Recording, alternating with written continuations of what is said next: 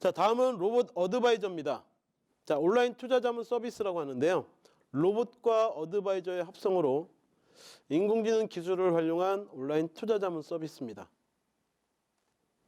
알고리즘, 빅데이터 분석 등의 기술에 기반한 개인의 투자 성향 등을 반영해서 자동으로 포트폴리오를 구성하고요.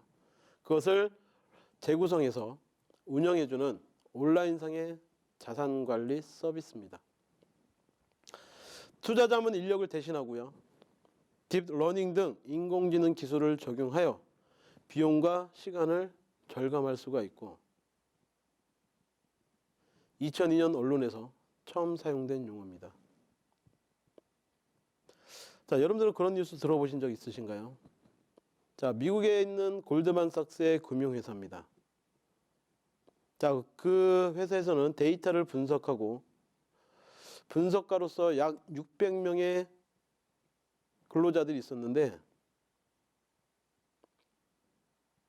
지금은 2명이서 그 역할을 대신한다고 합니다. 600명의 근로자에서 2명으로 줄었습니다. 그 역할을 로봇 어드바이저 또는 전문 소프트웨어를 통해서 그 역할을 대신해주고 있다고요. 자, 우리가 생각해 볼 문제인 것 같습니다. 자, 다음은 채팅 로봇, 챗봇이라고 하는 겁니다. 자, 인공지능으로 온라인을 통해서 상담을 대신해 주는 겁니다. 스위스 다보스 포럼에서 자, 500만 개의 일자리가 순감할 것이다. 구글이 선정한 최고의 미래학자 토마스 프레이는 2030년이 되면 20억 개의 일자리가 줄어들 것이다. 가장 첫 번째 없어질 탑 랭킹 안에 사라질 직업군 중에 하나가 바로 텔레마케터입니다. 전화상담원이죠. 자, 전화상담원은 아침 9시부터 6시까지 근로하고요. 퇴근을 하셔야 됩니다. 그 이후에 누가 할까요? 똑똑한 수많은 데이터를 조합해서 적절한 답을 찾아주는 채팅 로봇이 그 역할을 대신 한다는 겁니다. 챗봇은 채팅과 로봇의 합성어이고요. 인공지능과 메신저를 결합한 채팅 로봇입니다. 채팅 로봇의 종류는 미리 정의한 시나리오를 기반으로 고객과 대화를 나누는 시나리오 기반의 챗봇이 있고요. 고객이 입력한 문장을 분석해서 고객의 의도를 파악하고 이에 맞는 답변을 제공하는 룰 매칭 기반 채팅 로봇이 있습니다. 또 IBM 왓슨, MS의 루이스와 같은 상황 인지 및 지능형 대화가 가능한 채팅 로봇이 있습니다. 채팅 로봇의 기술은 인공지능 기술을 활용하여 머신 러닝을 통해 문맥을 이해하는 방식으로 진행이 되는데 유통업, 즉 쇼핑 분야에서 필요한 제품에 대한 가격을 물어보고 제품이 있는지를 챗봇을 통해 확인이 가능합니다. 각종 문자 상담 서비스가 챗봇으로 대체될 것이라고 전망하고 있는데요. 자, 또 한 가지 사례입니다. 제가 내년 1월 달에 다시 필리핀을 들어갑니다. 자, 항공권을 티켓팅을 하기 위해서 항공사 사이트에 들어갔습니다. 자, 그 항공사 사이트에서는 그동안 콜센터를 통해서 전화 티켓팅이 가능했었는데 하루 차이로 전화 콜센터가 없어지고요. 인공지능 로봇과 채팅을 통해서 제가 티켓팅을 해봤습니다. 자, 그 항공사에 도입된 채팅 로봇의 이름이 에이바였는데요. 좀 답답한 감은 있어요. 제가 질문을 던지고 그 질문에 적절한 답을 찾아서 대응을 해줘야 되는데 질문하는 문제가 좀 고난이도이거나 티켓 예매를 하는데 좀 복잡한 문제가 걸리면 그 에이바가 대답하는 데는 분명히 한계가 있었습니다. 결국은 상주하고 있는 직원하고 통화해서 티켓팅을 했는데 모든 각 분야가 우리나라도 마찬가지죠. 휴대폰 상담 직원들 그리고 보험 상담 직원들 각종 분야에서 상담 직원들이 있지만 이제는 채팅 로봇이 그 역할을 대부분 많이 수행하게 될 것입니다. 국내에 가장 먼저 상용화된 채팅 로봇은 심심입니다. 사용자가 말을 걸면 대답해주는 초기 단계 로봇이고요. 계속해서 발전하고 있는 그런 상태라고 보시면 되겠습니다. 국내에 도입된 챗봇 채팅 로봇 사례인데요. 첫 번째, 법무부에서도 인공지능 기반 대화형 생활법률 지실 서비스를 카카오톡과 라인 등 메신저를 매개로 인공지능 기반 대화형 법률 지식 서비스를 시작했습니다. 경기도의 스마트 고지와 핀테크 기반의 지능형 세정 서비스를 위해서 자동 상담 서비스가 진행되고 있고요. 부산의 정보들을 자세하게 알려주는 채팅 로봇, 부산 모아도 있고, 세계 최초의 로봇 변호사라고 이야기하는 두낫페이, 사용자의 희망사항을 예측하는 스마트 응답 기능을 제공하는 구글의 개인 비서 서비스 알로, 의사 비서 업무 담당을 하는 멜로디, MS가 중국에서 선보인 챗봇 샤오이스, 주변의 맛집 등을 추천하고 예약하는 기능을 하고 있고요. 페이스북에 일기 예보를 하고 있는 판초, 커피 주문을 도와주는 스타벅스의 바리스타, 지능적인 답변을 제공하는 소셜 채팅 로봇의 MS 마이크로소프트의 인공지능 조, 10억 개 상품 중 고객이 원하는 상품의 검색을 도와주고 고객의 질문에 대응하는 이베이의 샵봇, 이용 내역 조회, 개인 정보 변경, 분실 신고, 재발급, 즉시 결제 등 카드 업무에 대응하고 있는 롯데카드의 로카, 항공편 예약 확인, 체크인 정보 및 알림, 탑승권과 항공편 정보 제공, 질문 답변까지 그 역할을 수행하고 있는 네덜란드 항공 KLM의 블루봇, 그리고 이쁜 꽃들을 주문 대응하고 있고 결제하고 있고 배송까지 해주는 미국 플로리스트의 1-800 플라워 챗봇까지 많은 역할을 수행하고 있다는 겁니다. 채팅 로봇에 의해서 텔레마케터의 역할은 점점점 축소가 될 것입니다. 분명히 직업은 변화가 일어나게 될 거고요. 채팅 로봇에 따라서 직업은 순감을 할 겁니다. 우리 텔레마케터들, 혹시라도 이 강의를 듣는다면 한 번 정도 고민을 해보실 필요가 있지 않나 생각을 해봅니다. 다음은 아트 분야입니다. 인공지능이 사람을 대체하기 어려운 직업군 아트 분야였었는데요. 음악. 여러분들은 작곡을 해보셨나요? 저는 작곡을 해봤습니다. 물론 음악을 작곡해주는 사이트에서요. 주쿠덱이라는 사이트가 있습니다.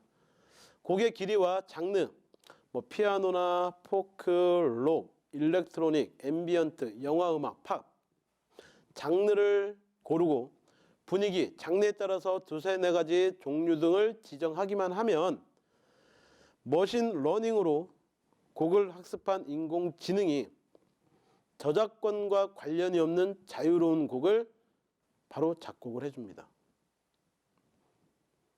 그 곡으로 여러분들이 충분히 활용할 수 있다는 거죠. 또한 곡은 그때마다 생성되는 것인지 똑같은 장르와 분위기를 선택해도 같은 곡이 완성되지는 않습니다. 자, 무슨 말이냐면 자, 제 아이디로 10분 전에 장르와 분위기를 선정해서 그리고 악기를 선정해서 음악을 작곡했습니다. 10분 뒤에 똑같은 조건을 설정하고 다시 한번 작곡을 해도 같은 음악이 나오지 않는다는 겁니다. 더 중요한 건 저작권이 없습니다. 1차 저작물, 2차 저작물. 자, 우리가 유튜브라든지 다양한 동영상에 배경음악을 많이 사용하는데요. 자, 우리는 저작권으로부터 자유로울 수가 없습니다. 그림, 영상, 폰트. 그러나 자, 이 주크덱 사이트에서 작곡된 음악은 저작권에 자유롭습니다. 자, 또 한 군데 사이트가 있습니다. 자, 딥 재즈고요. 자, 마찬가지로 인공지능을 이용해 자, 재즈곡을 생성해 줍니다. 자, 형태는 비슷합니다. 자, 회원가입을 통해서 장르 선택하시고요.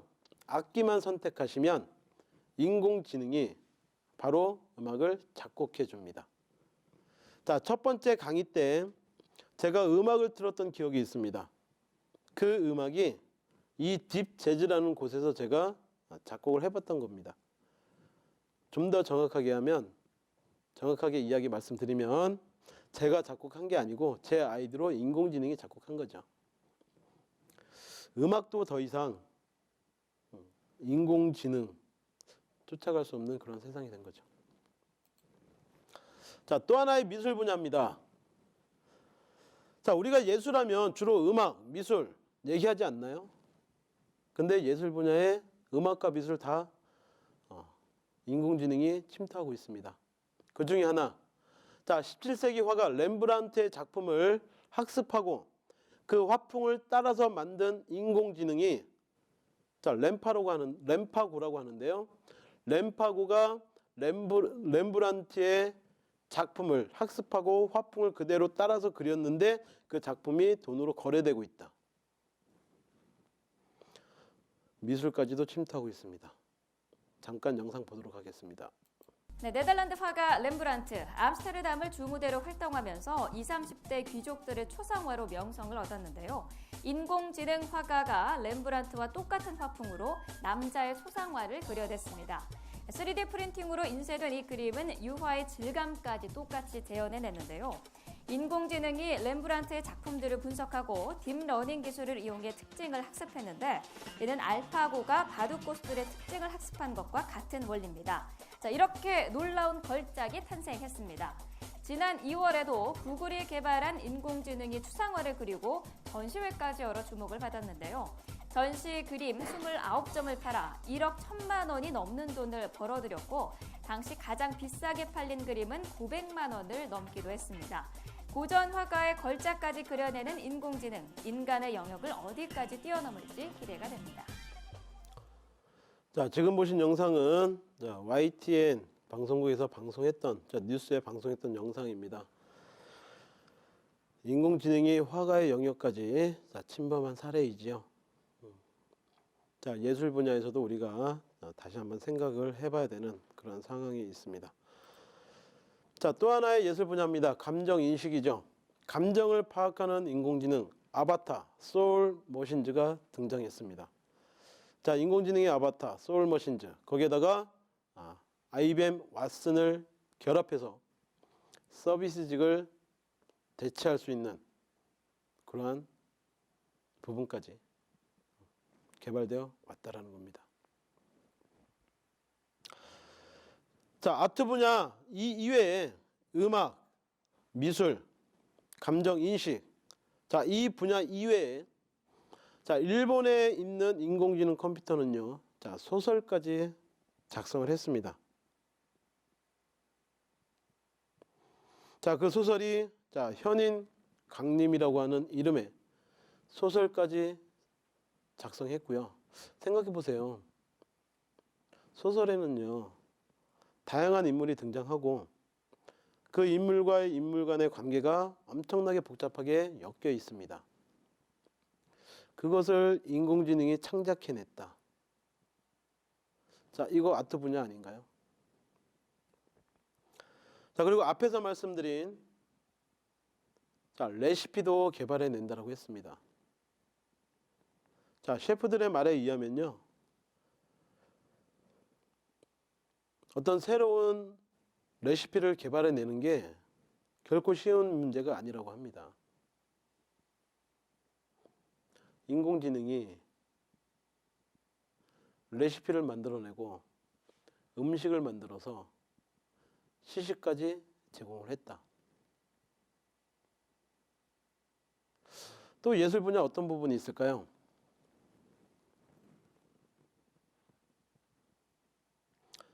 자, 지금까지 우리는 우리 일상생활 속에 다양한 분야에 인공지능이 가깝게 스며들고 있다라는 다양한 사례를 봤습니다.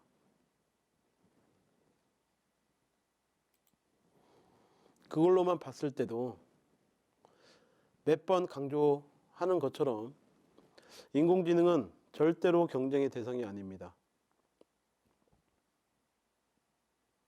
빅데이터가 3세대 이동 통신이 등장하고 스마트폰이 등장하면서 많은 정보의 양이 데이터로 저장되기 시작합니다. 2011년도에 IBM에서 이런 이야기를 합니다. 지난 2년 동안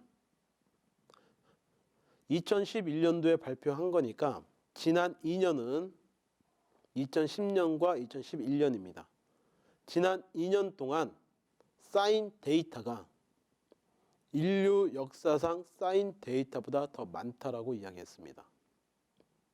즉, 데이터를 기반으로 해서 학습하는 인공지능은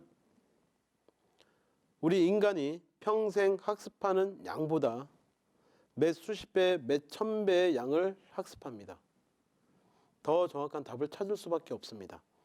데이터를 기반으로 하는 예술 분야도 더 이상 인공지능을 이길 수가 없습니다.